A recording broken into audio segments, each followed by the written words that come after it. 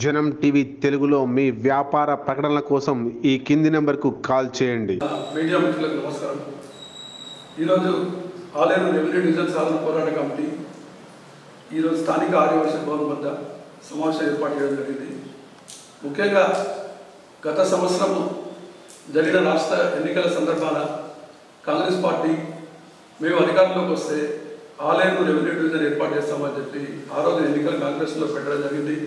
అదేవిధంగా ఎన్నికల ప్రచార సభల్లో కూడా మన ముఖ్యమంత్రి రేవంత్ రెడ్డి గారు, కోమటిరెడ్డి వెంకటరెడ్డి గారు కూడా మేము అధికారంలోకి వస్తే రెవెన్యూ డివిజన్ ఏర్పాటు చేస్తామని చెప్పి ప్రకటించడం జరిగింది.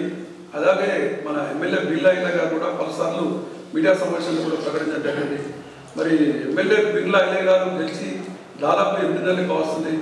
మరి రెవెన్యూ డివిజన్ సంబంధించిన అధికార ప్రకటన రాలేదు. దీని మీద మన ఎమ్మెల్యే గారికి ఎలాంటి స్పందన లేదు. అలాగే గతంలో బీఆర్ఎస్ పార్టీ మాజీ ఎమ్మెల్యే దొంగిడి శ్రీరామేందర్ గారు ఆలేరు ప్రజలకు మాట ఇచ్చి అధికార ప్రకటన చేసి ఆలేరు ప్రజలను పూర్తిగా మోసం చేయడం జరిగింది.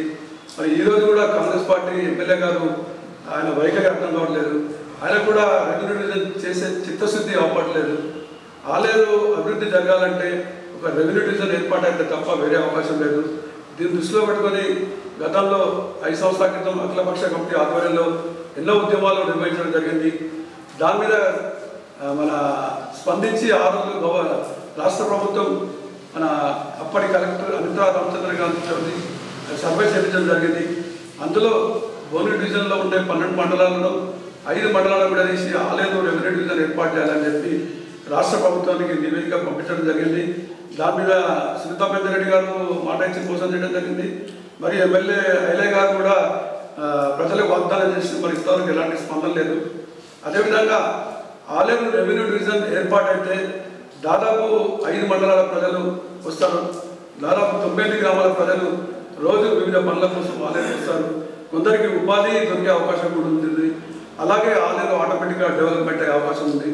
కాబట్టి మన ఇప్పటికైనా మన బిర్లా ఐలయ్య గారు ఎమ్మెల్యే గారు ఆలేరు ప్రజలకు హామీ ఇచ్చిన ప్రకారం వెంటనే ముఖ్యమంత్రి రేవంత్ రెడ్డి గారిని కలిసి ఆలేరు రెవెన్యూ డివిజన్ సంబంధించిన ప్రకటన వెంటనే అధికార ప్రకటన ఇప్పించాలని చెప్పి మేము అఖిలపక్ష కమిటీ తరఫున డిమాండ్ చేస్తున్నాము.